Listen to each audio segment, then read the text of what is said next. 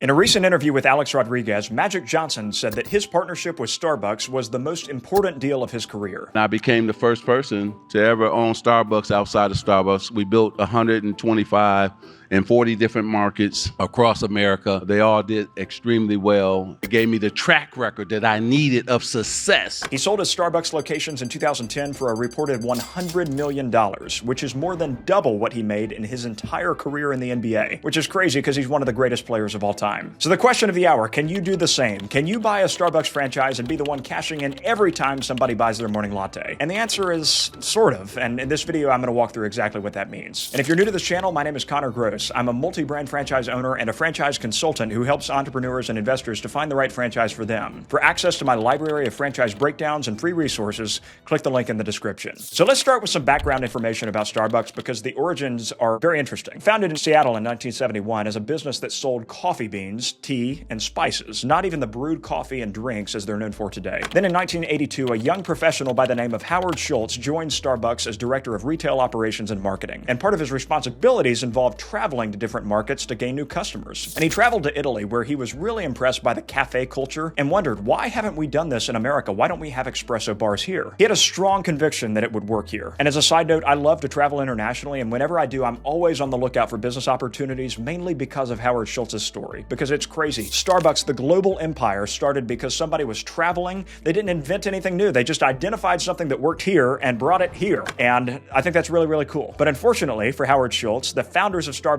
didn't think the idea was as cool as I do. They rejected his proposal to pivot Starbucks from selling raw beans to the cafe model, and that eventually led Howard Schultz to leave Starbucks in 1985 to launch his own cafe concept under a different brand name. But the concept was so successful that within 2 years of operation, he came back to Starbucks and bought the whole company. Then he merged the company in with his existing company, rebranded the whole thing to Starbucks, and Starbucks as we know it today was born. Now, unlike McDonald's, Dunkin', or Subway, Starbucks does not franchise in the United States. Instead of franchising, Howard Schultz opted to go public in 1992 and raise a bunch of capital so that he could open all of the stores under the same company ownership. By the late 1990s, they were opening a new store almost every day. So almost every Starbucks you see on the corner is company-owned and not owned by a local franchisee, as you might see with other brands. So if you were hoping to sign up and buy one, unfortunately, that's not on the table in the traditional sense. However, Starbucks does use licensing agreements in 3 main situations. And licensing is different from franchising because in a franchise, the ability to operate under the brand name of the parent company is only part of what you're getting, right? You're also getting training and support and systems and vendor relationships, marketing, all of that. But in a licensing agreement, pretty much all you're getting is the ability to utilize the brand name. And other than that, you're really out on your own. Because if you think about licensing in the context of music, if Apple Music pays Taylor Swift to license her music, all they're paying for is the ability to utilize her intellectual property. They're not getting ongoing support from Taylor Swift or anything like that. So Starbucks uses licensing in 3 different situations. So the first is what we'll call specific situations, like specific locations rather, right? So if you think about airports or college campuses or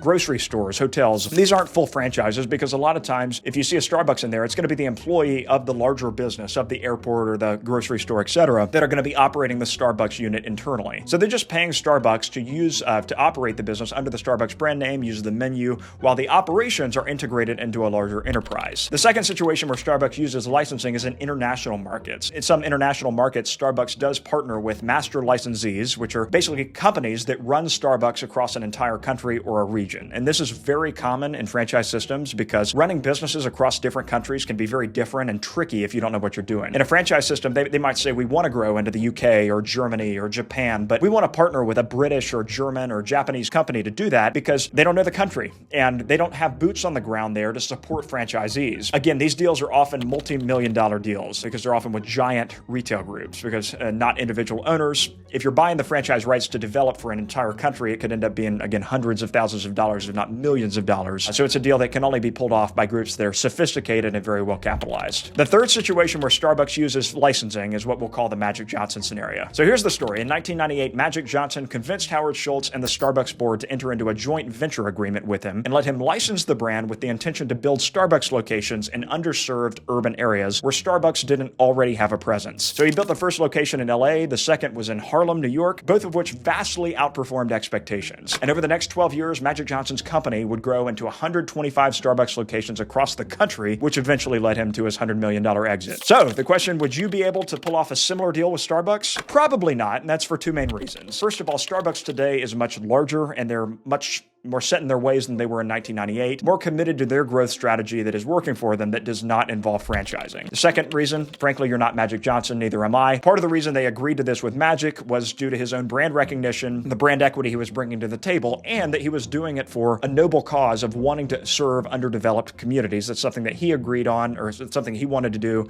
and aligned with Starbucks' core mission. So what should you do instead, given that Starbucks is off the table? Should you buy into another coffee franchise like Dunkin', Scooters, or Biggby? My vote is no. And part of that's a conversation for another day about food franchises in general, the investment profile of that. But coffee is an industry that just has a ton of competition that, in my judgment, is approaching the point of saturation. Most of these brands require a very high upfront investment and just don't make the kind of money a lot of times to justify that kind of an investment. When you're thinking about getting into a franchise and having a great outcome like Magic did, it's very important to realize that you and I are playing this game in 2025 and not 1998 when he got into Starbucks. I help people buy franchises all the time, so if you have at least 100K of liquid assets to invest and you'd like my help finding the right franchise for you, click the link in the description to line up a one-on-one strategy call to get started. And as always, please like this video, subscribe to this channel, and drop a comment letting me know what franchise you'd like to hear more about next.